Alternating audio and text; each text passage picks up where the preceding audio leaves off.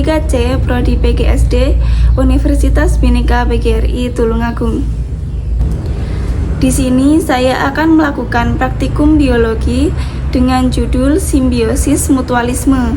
Tujuan dari praktikum ini untuk mengidentifikasi simbiosis mutualisme yang ada di lingkungan sekitar. Untuk alat dan bahan, di sini ada buku, pulpen, handphone, lembar pengamatan, dan lingkungan di sekitarku.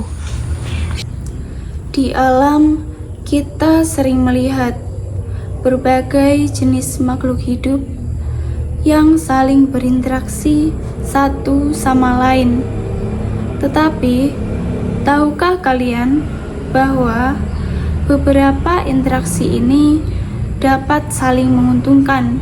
Simbiosis mutualisme merupakan hubungan antara dua spesies yang berbeda, di mana kedua spesies tersebut saling menguntungkan dan mendapatkan manfaat dari interaksi tersebut. Dalam simbiosis mutualisme, kedua spesies bekerja sama dan saling membantu untuk meningkatkan kemampuan bertahan hidup dan reproduksi mereka.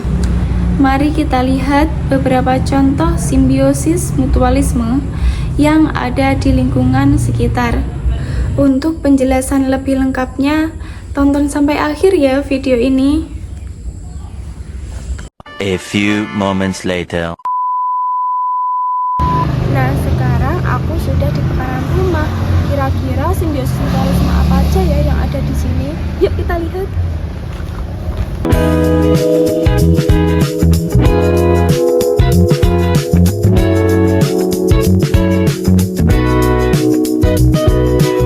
Sekarang aku ada di samping pohon kelengkeng yang sedang berbuah. Biasanya di bagian bunga akan ada banyak hewan yang sedang berkumpul untuk menghisap nektar bunga. Di sini aku menemukan lebah yang hinggap di bunga kelengkeng. Simbiosis mutualisme antara lebah dan bunga kelengkeng adalah hubungan yang saling menguntungkan antara dua spesies. Lebah mengunjungi bunga kelengkeng untuk mengumpulkan nektar dan polen sebagai sumber makanan. Saat lebah menghisap nektar, serbuk sari bunga kelengkeng yang menempel pada tubuh lebah.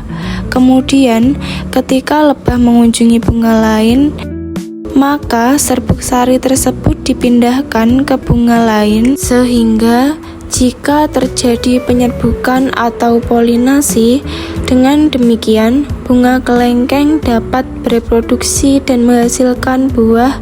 Sementara itu lebah mendapatkan manfaat berupa makanan yang dibutuhkan untuk kelangsungan hidupnya. Yang kedua, aku mendapatkan simbiosis mutualisme antara semut dan bunga kelengkeng yang saling menguntungkan.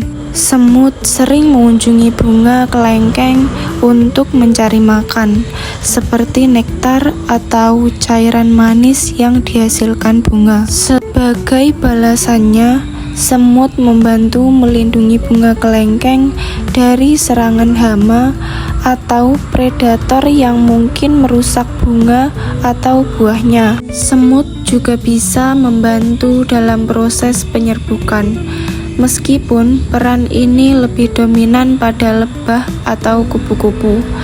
Dengan adanya semut, bunga kelengkeng mendapatkan perlindungan, sementara semut mendapatkan makanan. Yang ketiga, simbiosis mutualisme antara kupu-kupu dan bunga. Kupu-kupu mengunjungi bunga untuk mencari nektar sebagai sumber makanan. Saat kupu-kupu hinggap di bunga, serbuk sari bunga menempel pada tubuh kupu-kupu. Kemudian ketika kupu-kupu mengunjungi bunga lain, serbuk sari tersebut dipindahkan ke bunga lain, sehingga terjadi penyerbukan atau polinasi. Dengan demikian, bunga dapat bereproduksi dan menghasilkan biji. Sementara itu, kupu mendapatkan makanan yang dibutuhkan untuk kelangsungan hidupnya. Di pekarangan rumah, aku sudah mendapatkan 3 simbiosis mutualisme. Nah, sekarang kita berpindah ke kebun samping rumah. Kira-kira di sana ada nggak ya simbiosis mutualisme? Yuk kita lihat.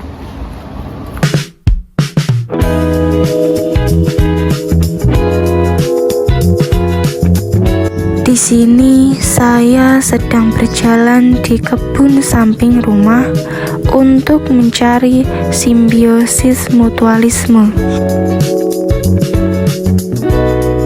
Guys, aku menemukan simbiosis mutualisme di sini.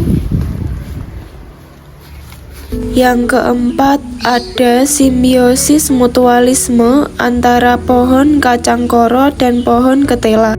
Pohon kacang koro memiliki akar yang bersimbiosis dengan bakteri Rhizobium yang mampu mengikat nitrogen dari udara dan membuatnya tersedia bagi tanaman lain di sekitarnya, termasuk pohon ketela. Dengan demikian, pohon ketela mendapatkan nutrisi tambahan untuk tumbuh lebih subur. Sebagai balasannya, pohon ketela dengan pohon yang tinggi dan kokoh dapat menjadi tempat pohon kacang koro menjalar untuk tumbuh dan menyebar, sehingga pohon kacang koro dapat mencapai sinar matahari lebih baik. Dengan cara ini, keduanya sama-sama mendapatkan manfaat dan tumbuh lebih baik. Yang kelima, ada pohon kacang koro dan lebah. Sama seperti kupu-kupu, kacang koro menghasilkan nektar yang menjadi sumber makanan bagi lebah. Sementara itu, lebah membantu pohon kacang koro dengan memindahkan serbuk sari. Di sini saya mendapati seekor kucing milik saya sendiri.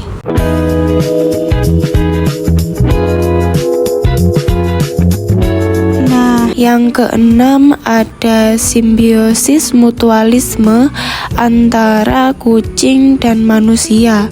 Kucing dan manusia telah menjalin hubungan simbiosis mutualisme yang sangat erat dan telah berlangsung selama ribuan tahun. Kucing mendapatkan tempat tinggal yang nyaman dan makanan yang cukup dari manusia, sehingga mereka dapat hidup dengan baik dan merasa aman. Sementara itu, manusia mendapatkan manfaat yang sangat besar dari kucing, seperti kemampuan mereka untuk mengontrol populasi tikus dan hewan pengganggu lainnya yang dapat merusak dan membawa penyakit. Kucing juga dapat memberikan kesenangan dan hiburan bagi manusia dengan tingkah laku mereka yang lucu dan menggemaskan.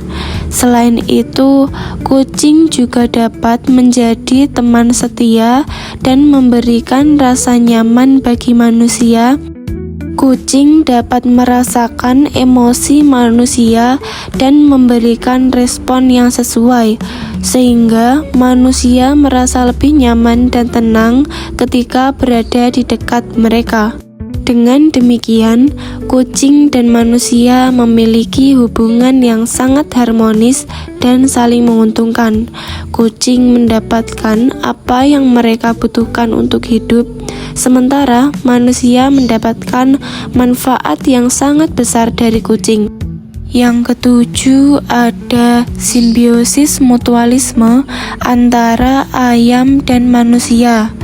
Ayam mendapatkan tempat tinggal yang nyaman dan makanan yang cukup dari manusia, sehingga mereka dapat hidup dengan baik dan menghasilkan telur serta daging yang berkualitas.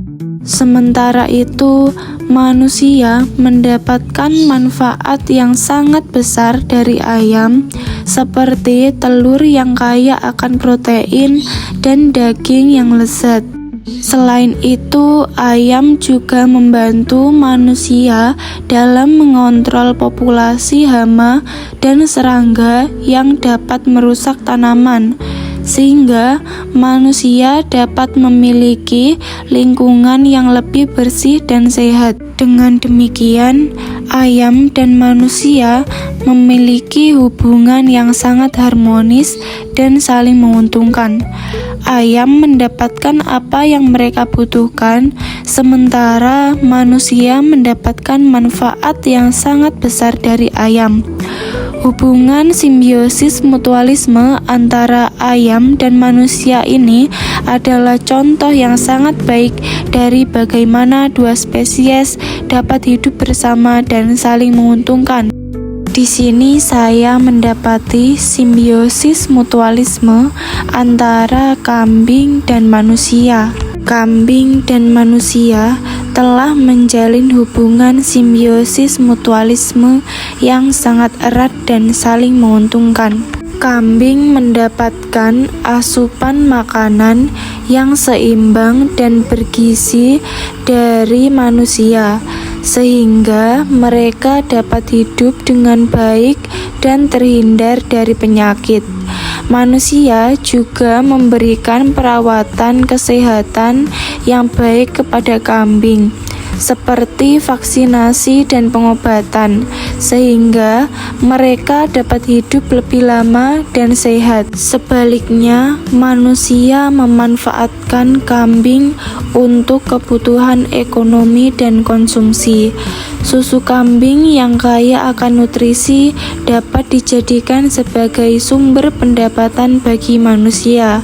Daging kambing juga menjadi sumber protein yang lezat dan bergizi bagi manusia. Interaksi ini menciptakan siklus di mana kesejahteraan kambing berbanding lurus dengan hasil yang didapatkan manusia. Dengan demikian, hubungan antara kambing dan manusia adalah simbiosis mutualisme yang saling menguntungkan. Kambing mendapatkan manfaat dari manusia, sementara manusia juga mendapatkan manfaat dari kambing.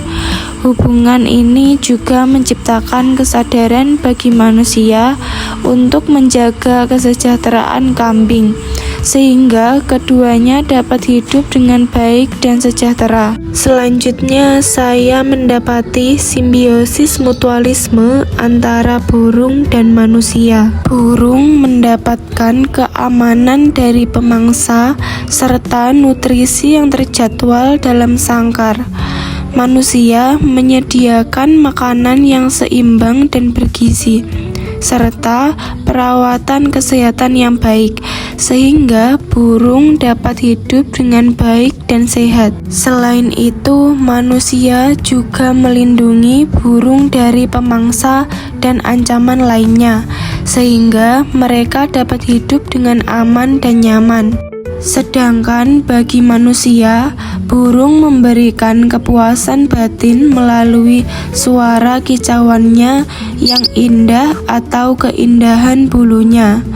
Banyak orang yang memiliki hobi memelihara burung dan mendapatkan kesenangan dan kepuasan dari melihat burung mereka bernyanyi.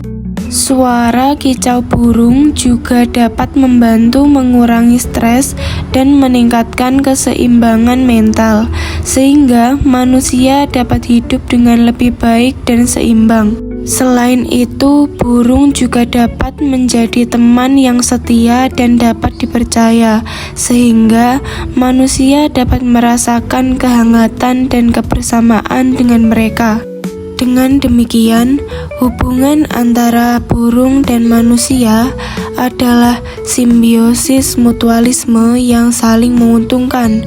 Hubungan ini juga menciptakan kesadaran bagi manusia untuk menjaga kesejahteraan burung, sehingga keduanya dapat hidup dengan baik dan sejahtera. Burung dan manusia dapat hidup bersama dalam harmoni, dan simbiosis mutualisme ini dapat menjadi contoh bagi hubungan lainnya di alam. Yang terakhir, simbiosis mutualisme antara kelinci dan manusia. Kelinci mendapatkan tempat tinggal yang bersih dan pasokan sayuran yang terjamin dari manusia, sehingga mereka dapat hidup dengan baik dan sehat. Sedangkan bagi manusia, kelinci tidak hanya berfungsi sebagai hewan ternak penghasil daging atau hiasan, tetapi juga sebagai penghasil pupuk cair atau urin dan pupuk padat yang sangat baik untuk tanaman hias. Pupuk cair kelinci kaya akan nitrogen, fosfor, dan kalium yang sangat baik untuk pertumbuhan tanaman. Sementara itu, pupuk padat kelinci dapat digunakan sebagai media tanam yang kaya akan nutrisi. Hubungan ini menunjukkan bahwa setiap sisa pembuangan dari hewan dapat dikelola menjadi manfaat bagi manusia. Dengan demikian, kelinci dan manusia dapat hidup bersama dalam harmoni, dan simbiosis mutualisme ini dapat menjadi contoh bagi hubungan lainnya di alam. Selain itu, hubungan ini juga menciptakan kesadaran bagi manusia untuk menjaga kesejahteraan kelinci dan lingkungan sekitar, sehingga keduanya dapat hidup dengan baik dan sejahtera.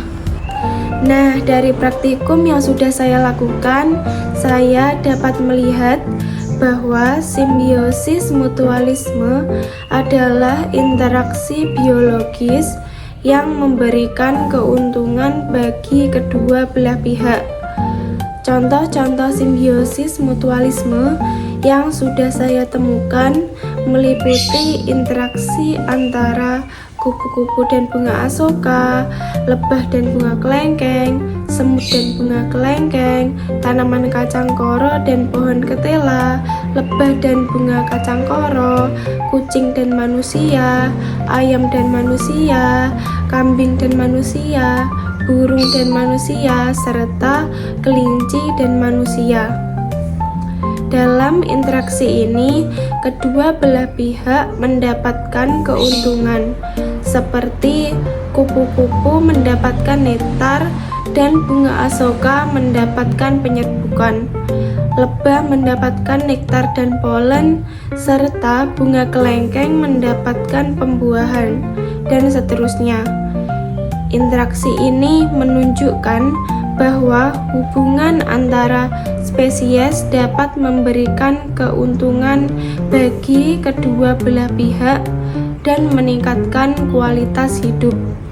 Manusia juga mendapatkan keuntungan dari interaksi dengan hewan, seperti kucing yang membantu mengendalikan hama tikus, ayam yang memberikan telur dan daging, kambing yang menghasilkan susu dan daging, kelinci yang menghasilkan pupuk alami, serta burung yang memberikan kepuasan batin melalui suara kicauannya.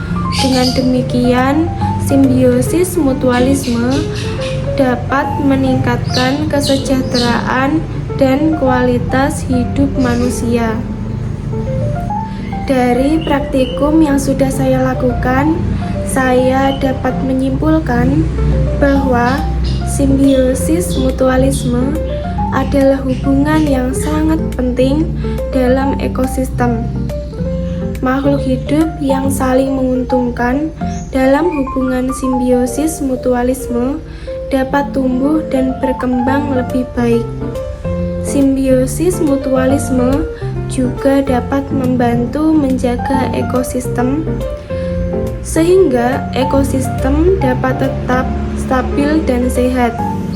Mari kita jaga dan lestarikan simbiosis mutualisme sehingga ekosistem kita dapat tetap seimbang dan sehat. Terima kasih sudah menonton video praktikum saya tentang simbiosis mutualisme yang ada di lingkunganku. Sampai jumpa pada video berikutnya. Semoga video ini membantu. Bye-bye.